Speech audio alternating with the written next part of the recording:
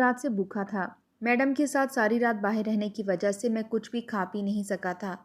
ابھی گرما گرم ناشتہ دیکھا تو منہ میں پانی آ گیا۔ فوراً سے ناشتہ کرنے لگا۔ ابھی چند نوالے ہی منہ میں ڈالے تھے کہ ایک ملازم میرے پاس آیا اور آ کر کہنے لگا، محمد رفیق، تمہیں میڈم اپنے پاس بلا رہی ہیں۔ خوش قسمتی کی بات تو یہ تھی کہ یہ بھی میری ہی طرح ایک پاکستانی تھا اور ہم دونوں ہی ایک دوسرے کی باتوں کو اچھے سے سمجھ سکتے تھے۔ ویسے بھی اس گھر کے باقی ملازمین عربی زبان میں ہی بولا کرتے تھے، مگر چونکہ اس ملازم کو تھوڑی بہت عربی آیا کرتی تھی، اس لیے وہ مجھے بھی سکھا رہا تھا اور میں خود بھی ان کی زبان کو کچھ سمجھنے لگا تھا۔ میں نے برا سا منہ بنا کر اس ملازم کو دیکھا اور کہنے لگا کہ ابھی تھکا ہارا بیٹھا ہوں، ناشتہ تو کر لوں، پھر میڈم کی بات بھی سن لیتا ہوں۔ مگر اس نے سختی سے کہا کہ میڈم تمہیں ابھی کے ابھی اپنے کمرے میں بلا رہی ہیں، اگر تم نہ گئے تو تمہیں پتہ ہے نا ان کا وہ کس قدر غصے کی تیز ہیں۔ اتنا سننا تھا کہ میں جھرجھری لے کر رہ گیا۔ میڈم کے غصے سے آخر کون واقف نہیں تھا؟ وہ جتنی مہربان تھیں اس سے زیادہ ہی غصیلی تھیں۔ ایک بار ایک ملازم نے ان سے بیوی کی بیماری کا جھوٹ بول کر ان سے کچھ پیسے لے لیے، جبکہ اس نے بیوی کو شادی کا ایک مہنگا تحفہ دینا تھا۔ جب میڈم کو پتہ چلا تو غصے میں آ کر اسے نوکری سے ہی نکال دیا تھا۔ میں تو کم از کم اس وقت نوکری نہیں چھوڑ سکتا تھا۔ آخر کو پورے ٹبر کی ذمہ داری مجھ پر تھی۔ میں نے ایک ترستی ہوئی نظر ناشتے پر ڈالی اور پھر ہاتھ پونچھ کر اٹھ بیٹھا۔ ہمارا کوارٹر میڈم کے عالیشان محل جیسے گھر کے عقب میں واقع تھا۔ میں گھر میں داخل ہوا تو میڈم اپنے کمرے میں صوفے پر بیٹھی کچھ سوچ رہی تھیں۔ میں دستک دے کر کمرے میں داخل ہو گیا۔ میڈم نے میری موجودگی محسوس کی تو اٹھ کر کھڑی ہو گئیں۔ میں نے ایک سرسری سی نگاہ میڈم کے چہرے پر ڈالی تھی۔ بلا شبہ وہ ایک عربی خاتون تھیں اور بلاں کی حسین اور پرکشش شخصیت کی مالک تھیں۔ ان کی عمر 30 سے 35 کے درمیان تھی، مگر وہ آج بھی کسی دوشیزہ سے کم نہیں لگا کرتی تھیں۔ وہ بہت ہی خوبصورت تھیں، ہر وقت زیورات سے لیس رہا کرتی تھیں۔ ایسے لگتا تھا جیسے یہ قیمتی زیور ان کی خوبصورتی میں مزید 4 چاند لگانے کے لیے بنائے گئے ہوں۔ ایک ہی نظر میں ان کا جائزہ لینے کے بعد میں نے ادب سے سر جھکا کر میڈم کو سلام پیش کیا۔ انہوں نے میرے سلام کا جواب دیا اور پھر کہنے لگیں کہ محمد رفیق، تمہاری بیوی پاکستان میں کیا کام کرتی ہے؟ میڈم کے منہ سے یہ سنا تو میں چونک کر ان کی جانب دیکھنے لگا، بھلا وہ میری بیوی کے بارے میں کیوں پوچھ رہی تھیں؟ میں نے میڈم کی جانب ایک نظر اٹھا کر دیکھی اور پھر فوراً بولا کہ میڈم جی، وہ تو ایک گھریلو پردہ دار خاتون ہیں، گھر میں رہ کر گھر کے کام کاج میں میری اماں کا ہاتھ بٹاتی ہے۔ میڈم نے جب یہ سنا تو کچھ سوچتے ہوئے کہنے لگی، تم اپنی بیوی کو یہاں بلا لو۔ میں نے میڈم کی بات سنی تو میرے ہوش اڑ گئے۔ میں تو سوچ میں پڑ گیا کہ میڈم نے یہ کیوں کہا ہے، یا یہی کہا ہے یا کچھ اور۔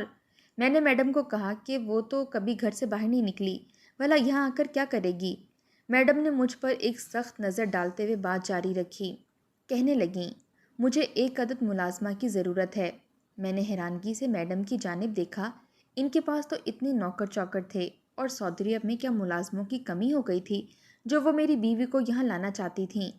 میں نے پہلی بار میڈم کی آنکھوں میں آنکھیں ڈال کر دیکھا اور ان سے کہنے لگا کہ میڈم جی، میری بیوی بھلا آپ کی ملازمہ بن کر کیوں کام کرے گی؟ اسے یہاں پر لانے کا خرچہ، پھر اس کے رہنے کا خرچہ مجھے اپنی تنخواہ سے ہی پورا کرنا پڑے گا۔ میں آپ کو یہیں سے کوئی ملازم ڈھونڈ دیتا ہوں یا اپنا چھوٹا بھائی بلا دیتا ہوں۔ مگر میڈم نے ایک رخت نظر مجھ پر ڈالی اور غصے سے میری جانب دیکھ کر کہنے لگیں کہ شاید تم بھول چکے ہو کہ تم اس وقت کہاں کھڑے ہو اور کس سے بات کر رہے ہو، مگر تمہاری یاد دہانی کے لیے میں تمہیں یاد دلا دوں کہ تم اس وقت میرے محل میں کھڑے مجھ سے ہم کلام ہو رہے ہو۔ تم اس کمرے میں کھڑے ہو جہاں پر آج تک بڑے بڑے شیخ آنے سے کتراتے ہیں، جنہیں میں نے آج تک اپنے عالی شان گھر کے گیسٹ روم تک ہی محدود کر رکھا ہے، اور تم میرے ملازم ہو کر مجھ سے سوال کر رہے ہو کہ تم اپنی بیوی کو یہاں پر کیوں بلاؤ؟ میڈم کے منہ سے جب میں نے یہ سنا تو میرے کان کی لوئیں تک سرخ ہو چکی تھیں۔ میں شرمندگی سے سر جھکا کر میڈم سے معافی مانگنے لگا، بھلا میں کیسے اپنی اوقات بھول سکتا تھا؟ ہاں، یہ بات بھی سچ تھی کہ سب ملازموں میں میڈم میری بہت زیادہ قدر کیا کرتی تھیں۔ میں ان کا خاص ملازم تھا اور ان کے گھر کے ضروری کام کے ساتھ ساتھ ان کو کہیں بھی جانا ہو تو وہ مجھے ہی لے کر جایا کرتی تھیں۔ میں ملازم ہونے کے ساتھ ساتھ ان کا ڈرائیور بھی تھا، اور وہ مجھے ہر ماہ تنخواہ میں میری تنخواہ سے بڑھ کر پیسے بھی دیا کرتی تھیں اور کہتی کہ تم بہت محنت کرتے ہو، اس سے بیوی کے لیے کچھ تحفے تحائف بھی خرید لینا۔ اور میں آج ان کی نیکی کا یہ صلہ دے رہا تھا۔ سچ ہی کہا تھا کسی نے کہ میں اپنی اوقات بھول چکا ہوں۔ میں نے فوراً میڈم کے آگے ہاتھ جوڑ دیے اور ان سے معافی مانگنے لگا کہ مجھ سے گستاخی ہو گئی، مجھے معاف کر دیں، ایسی غلطی نہیں ہوگی۔ میڈم نے ایک سخت نگاہ مجھ پر ڈالی اور پھر مجھ سے کہنے لگیں کہ مجھے اپنے شوہر کی دیکھ بھال کے لیے ایک ملازمہ کی ضرورت ہے، تم اسے یہاں بلاؤ، میں اسے تمہارے ملک کے روپیوں کے مطابق 5 لاکھ روپے ماہانہ تنخواہ دوں گی، اور اگر اس نے کام اچھا کیا تو وقت کے ساتھ ساتھ اس کی یہ تنخواہ بڑھ جائے گی۔ میں نے جب یہ سنا تو میری آنکھوں میں پیسوں کی چمک سی ابھری تھی۔ اتنے پیسے زیادہ، میں تو ماہانہ 2 لاکھ سے کچھ اوپر ہی کما سکتا تھا۔ اگر میری بیوی بھی یہاں آ کر کام کرنے لگے تو ہم دونوں مل کر آرام سے 7 سے 8 لاکھ کما سکتے تھے۔ اتنا سوچنا تھا کہ میں خوش ہو گیا اور میڈم سے کہنے لگا کہ آپ بے فکر ہو جائیں، میں کل ہی اپنی بیوی کو یہاں بلاتا ہوں اور ہم دونوں آپ کی نوکری کریں گے۔ میڈم کے چہرے پر ایک مسکراہٹ پھیلی تھی۔ میں فوراً بھاگ کر اپنے کوارٹر میں آیا۔ میری تو ساری بھوک ہی مٹ چکی تھی، سارا دھیان اپنی بیوی کی جانب تھا۔ میں نے فوراً اسے کال ملائی، وہ اس وقت دوپہر کا کھانا بنا رہی تھی۔ میری خوشی اس سے بھی چھپی نہ رہ سکی۔ مجھے خوش دیکھ کر وہ مجھ سے پوچھنے لگی کہ محمد رفیق، تم اس قدر خوش کیوں ہو؟ لگتا ہے آج میڈم سے تمہیں تنخواہ ملی ہے۔ میں مسکرا کر بولا کہ نہیں پگلی، تمہارے لیے خوشخبری ہے۔ تم کہتی تھی نا کہ تم یہاں آنا چاہتی ہو، عمرہ کرنا چاہتی ہو اور یہاں پر میرے ساتھ رہنا چاہتی ہو۔ میری بات سن کر فری تو خوشی سے پھولے نہیں سما رہی تھی اور کہنے لگی کہ ہاں، میری تو یہی خواہش تھی کہ میں تمہارے ساتھ ڈھیر سارا وقت گزاروں۔ آخر شادی کو صرف چند ماہ ہی گزرے تھے کہ تم سعودیہ چلے گئے۔ میں نے یہ خبر فری کو سنائی تو وہ خوشی سے جھوم اٹھی، کہنے لگی کہ وہ نوکری کرنے کے لیے تیار ہے۔ اس کے تمام تر معاملات میڈم نے ہی دیکھے تھے اور پھر کچھ ہی دنوں بعد فری میرے پاس سعودی عرب چلی آئی۔ فریا میرے پاس آ کر بے تحاشا خوش تھی۔ میں اس کو میڈم کے پاس لے کر گیا تو میڈم نے اس کے چہرے پر ایک نظر دوڑائی اور مسکرا کر اسے سینے سے لگا لیا۔ میڈم دل کی بے حد اچھی تھیں، ورنہ نوکر کی بیوی کو کون سینے سے لگاتا تھا۔ میڈم میری بیوی کو دیکھ کر کہنے لگیں کہ تمہاری بیوی تو بے حد حسین ہے، بالکل ویسی ہی جیسے تم نے اپنے موبائل میں دکھائی تھی۔ میں خوشی سے شرما گیا تھا، جبکہ فری بھی اپنی تعریف سن کر شرم سے سر جھکا گئی۔ میں اپنی بیوی کو یاد کر کے بے حد افسردہ ہوا کرتا تھا۔ میرا کچھ اخلاق بھی اچھا تھا۔ میڈم جلد ہی میرے ساتھ کچھ مانوس سی ہو گئیں اور ایک روز مجھ سے کہنے لگیں کہ اپنی بیوی کی تصویر تو دکھاؤ، کیسی ہے وہ، جس کی خاطر تم اس قدر پریشان اور دکھی دل رہتے ہو۔ میری بیوی کو دیکھتے ہی میڈم کی آنکھیں حیرت سے پھیل چکی تھیں۔ وہ مسکرا کر کہنے لگیں کہ ماشاءاللہ، تمہاری بیوی تو بالکل ایک پری جیسی حسین ہے، وہ بہت پیاری ہے، تم تو خوش قسمت ہو، تمہیں اتنی پیاری بیوی ملی۔ اس لیے میری میڈم نے میری بیوی کو دیکھ رکھا تھا۔ میڈم خود تو 30-35 سال کے قریب کی خاتون تھیں، مگر ان کا شوہر 80 سالہ بڈھا عربی تھا۔ مجھے یہ بات اکثر سوچنے پر مجبور کر دیتی تھی، اور آج تو جب فری نے بھی میڈم کے شوہر کو دیکھا تو وہ پریشان سی ہو گئی۔ میرے پاس آ کر کہنے لگی کہ محمد رفیق، یہ میڈم نے اس بڈھے کھوسٹ میں آخر کیا دیکھا جو اسے شادی کر لی؟ یہ تو کہیں سے بھی میڈم کا میل نہیں کھاتا۔ میڈم تو آج بھی جوان جہاں دکھتی ہیں، جبکہ وہ تو 80 سالہ بڈھا ضعیف، میڈم کو اس سے کیسے محبت ہو گئی؟ میں بھی تو کب سے اسی سوچ میں گم تھا۔ جب سے یہاں پر آیا تھا، میڈم کے شوہر بستر پر لیٹے رہتے تھے۔ ان کو فالج کا اٹیک ہوا تھا اور وہ کومے کی کیفیت میں تھے، اس لیے چل پھر بھی نہیں سکتے تھے۔ میڈم نے انہی کی دیکھ بھال کے لیے میری بیوی کو یہاں بلایا تھا۔ یہ بات میری سمجھ سے بھی باہر تھی کہ آخر میڈم نے اس بوڑھے سے محبت کیسے کر لی، کیونکہ اکثر میڈم کہا کرتی تھیں کہ ان کی شیخ جبار سے پسند کی شادی ہے۔ خیر کچھ روز آرام سے گزرے تو میڈم ایک روز میرے پاس آئیں۔ میں اور فری ایک دوسرے کے ساتھ بیٹھے میڈم کے باغ میں خوبصورت مناظر سے لطف اندوز ہو رہے تھے، جب میڈم ہمارے پیچھے آ کر کھڑی ہو گئیں۔ میڈم کی موجودگی پا کر ہم دونوں سیدھے ہوئے۔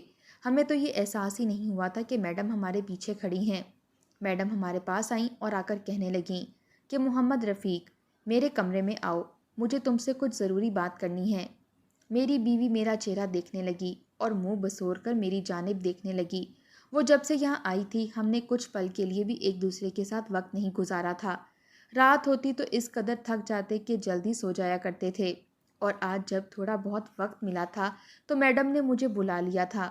میں فری کو اشارہ کرتا ہوا میڈم کے کمرے میں جانے لگا، وہ بھی میرے ساتھ ہی چلنے لگیں، مگر تبھی میڈم نے اسے تنبیہ کیا کہ صرف محمد رفیق کو اپنے کمرے میں آنے کا کہا ہے، اس کا یہی مطلب تھا کہ اس کی ضرورت نہیں ہے۔ میں چلتا چلتا میڈم کے کمرے میں آ گیا۔ میڈم نے مجھے اپنے پاس بلا کر کہا کہ محمد رفیق، مجھے کام کے سلسلے میں ریاض جانا ہے تو میں چاہتی ہوں کہ تم میرے ساتھ چلو۔ ریاض شہر یہاں سے 3 گھنٹے کی مسافت پر تھا، مگر اب تو رات ہو چکی تھی۔ میں نے میڈم سے سوال کرنا چاہا مگر پھر چپ ہو گیا۔ بھلا میں نوکر تھا اور نوکر کی کیا مجال جو میڈم سے سوال کرتا۔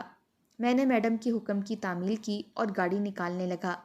میڈم سے جب میں نے پوچھا کہ میڈم ہم کتنی دیر ریاض میں رہیں گے تو میڈم کہنے لگیں کہ ابھی کوئی علم نہیں، شاید چند ہفتے یا مہینے بھی لگ سکتے ہیں۔ میرے تو ہوش اڑ چکے تھے، جبکہ فری بھی میرے قریب ہی کھڑی تھی۔ جب اس نے یہ سنا تو گھبرا سی گئی، فوراً میرے پاس آ کر کہنے لگی کہ محمد رفیق، تمہارے بغیر میں یہاں پر اکیلے کیسے رہوں گی؟ یہاں تو میں کسی کو جانتی بھی نہیں، اور یہاں پر تو ہیں بھی سارے عربی لوگ، کوئی میری طرح بولتا ہی نہیں۔ میں تو تمہارے بغیر رہ ہی نہیں سکتی۔ مگر تبھی میڈم اسے حوصلہ دیتے ہوئے کہنے لگیں کہ فری، تمہیں یہاں پر وقت گزاری کے لیے نہیں بلکہ میرے شوہر کی دیکھ بھال کے لیے بلوایا گیا ہے۔ تم ان کا خیال رکھو، تمہارا وقت خود بخود ہی گزر جائے گا۔ فری اس پل بے بسی کا شکار ہوتی خاموش ہو چکی تھی، مگر میں جانتا تھا وہ اندر ہی اندر کڑ کر رو رہی تھی۔ دل چاہا کہ میڈم سے اس کی سفارش کروں، مگر میڈم نے تو ₹1,00,000 دینے کا وعدہ کر رکھا تھا۔ میں نے فری کو وہیں چھوڑا اور میڈم کے ساتھ ریاض آ گیا۔ میڈم مجھے وہاں لے جا کر اپنے کاموں میں مصروف کر چکی تھیں۔ 2-3 دن تک تو میرا فری سے کوئی رابطہ ہی نہ ہوا۔ ایک روز فری کا فون آیا تو وہ رو رہی تھی۔ میں نے اسے سمجھایا، تسلی دی کہ مت رو، میڈم کا بڑا گھر ہے، کہیں بھی گھومو پھرو اور میڈم کے شوہر کی دیکھ بھال کرو، بہت جلدی میں واپس آ جاؤں گا۔ مگر فری رو کر کہنے لگی کہ تم نے تو میری زندگی عذاب بنا کر رکھ دی ہے۔ میں نے تو سوچ رکھا تھا کہ ہم دونوں عمرہ کرنے کے لیے جائیں گے اور اپنی زندگی خوش و خرم گزاریں گے، مگر تم نے تو یہاں بلا کر میری زندگی عذاب کر دی۔ میں تو حیران تھا اور اسے کہنے لگا کہ تم کیا بات کر رہی ہو؟ بھلا تمہاری زندگی محل جیسے گھر میں بھی رہ کر عذاب کیسے ہو سکتی ہے؟ مگر تبھی فری کی کال کٹ گئی۔ میں نے بہت بار دوبارہ فون کرنا چاہا مگر اس نے کوئی جواب نہ دیا۔ مجھے اب فری کی فکر ستانے لگی تھی۔ میں یوں ہی پریشان کھڑا تھا کہ تبھی میڈم باہر آ گئیں۔ انہوں نے مجھے کام کرنے کی بجائے فون اٹھائے دیکھا تو غصے سے کہنے لگیں، محمد رفیق، تمہیں میں کام کے لیے لائی ہوں، فون پر باتوں کے لیے نہیں۔ بہتر ہے کہ اپنا فون میرے حوالے کر دو۔ میڈم کی یہ بات سنی تو میری ہوائیاں اڑ گئیں۔ میں میڈم سے کہنے لگا کہ مجھے فری کافی پریشان لگ رہی تھی، اگر آپ کی اجازت ہو تو میں ایک دفعہ واپس چکر لگاؤں۔ مگر میڈم نے منع کر دیا اور کہنے لگیں کہ سوچ لو، اگر تم مجھے یہاں پر چھوڑ کر واپس گئے تو میں تمہاری تنخواہ کاٹ لوں گی۔ میں تو تھا ہی ذرا لالچی سا انسان، اگر تنخواہ کٹ گئی تو بھلا میں پاکستان اماں کو کیسے پیسے بھیجتا؟ مجبوراً مجھے موبائل میڈم کے حوالے کرنا پڑا اور خود ان کے کاموں میں مصروف ہو گیا۔ اس کے بعد بھی کئی دفعہ فری کا فون آیا مگر میڈم نے مجھے میرا موبائل نہ دیا۔ میں تو پریشان سا ہو کر رہ گیا تھا۔ ایک روز جب بیوی کی بےحد فکر ستانے لگی تو مالکن سے چھپ کر اپنا موبائل لینا چاہا۔ وہ اس وقت گھر میں موجود نہیں تھیں اور میرا موبائل یقیناً ان کے کمرے میں پڑا تھا۔ مجھے فری حد سے زیادہ یاد آ رہی تھی۔ میں اس سے بات کرنا چاہتا تھا۔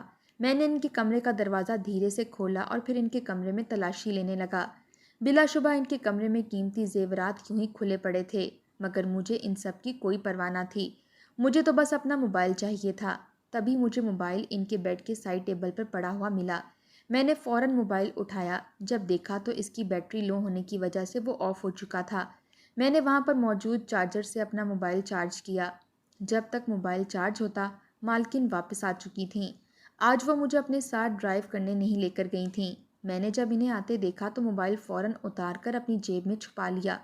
اس کی چارجنگ اتنی ہو چکی تھی کہ میں اپنی بیوی سے بات کر سکوں۔ کچھ دیر بعد جب مالکن کھانا کھا کر سو گئیں، ایک طرف چھپ کر موبائل آن کرنے لگا۔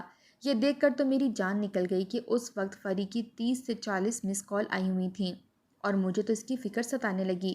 میں نے فوراً ان سے کال ملائی مگر اس کا نمبر بند جا رہا تھا۔ کتنی دیر تک کال ملانے کے بعد اس نے کال اٹھائی۔ وہ بے تحاشا رو رہی تھی، اس کی ہچکیاں بند چکی تھیں۔ میں فری سے بکھلا کر کہنے لگا کہ فری، کیا ہوا ہے تمہیں؟ تم اس قدر کیوں رو رہی ہو؟ کسی نے تمہیں کچھ کہا ہے؟ فری رونے لگی اور رو رو کر کہنے لگی کہ تم نے تو میری زندگی عذاب بنا کر رکھ دی۔ میرا سب سے بڑا غلط فیصلہ یہی تھا کہ میں تم پر اعتبار کر کے پردیس چلی آئی۔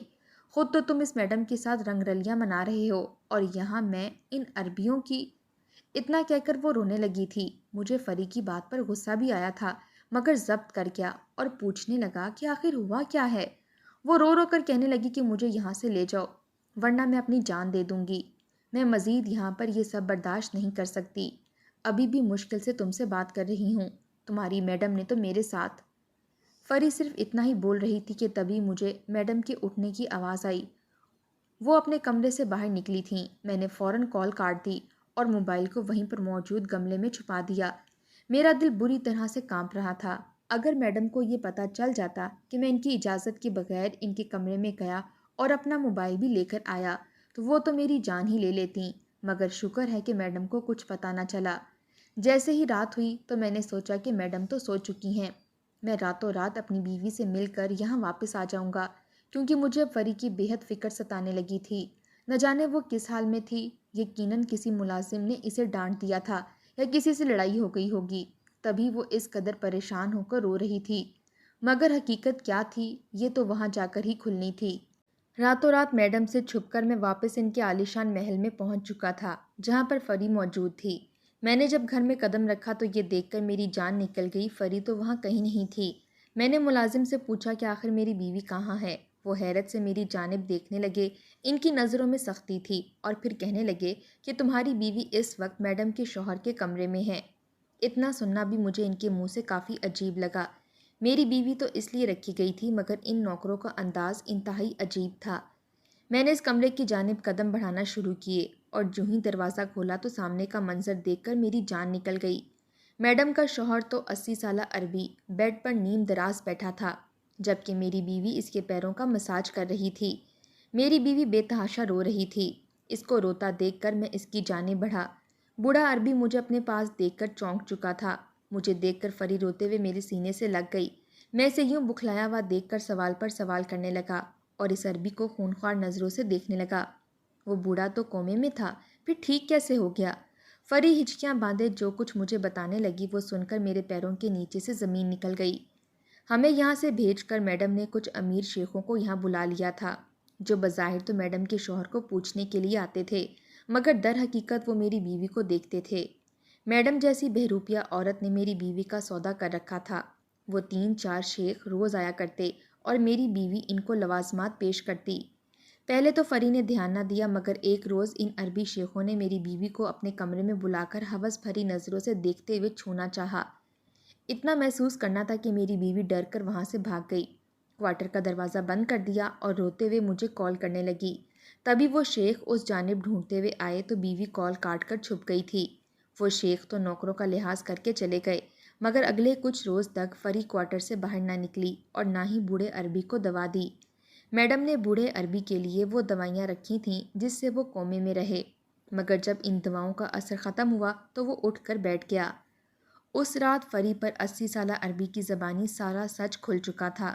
تبھی وہ شیخ دوبارہ میری بیوی کو وہاں سے لینے آئے، کیونکہ مالکن جیسی دوگلی عورت نے میری بیوی کو کئی ہزار لاکھ ریال کے عوض بیچ دیا تھا۔ مگر شیخ جبار کو اٹھا دیکھ کر سب کے چہرے کے رنگ اڑ گئے۔ انہوں نے فوراً اس شیخ پر کیس کروا کر جیل میں ڈلوا دیا۔ یہ سب میرے آنے سے کچھ دیر پہلے ہی یہ سب ہوا تھا۔ یہ ساری جائیداد اور شان و شوکت بھی اسی شیخ کا تھا۔ میڈم کا تو کام ہی ریاض میں لگتی محفلوں میں لڑکیوں کا ناچ گانا کرنا تھا۔ میں نے شیخ کا شکریہ ادا کیا اور راتوں رات پاکستان واپس آ گیا۔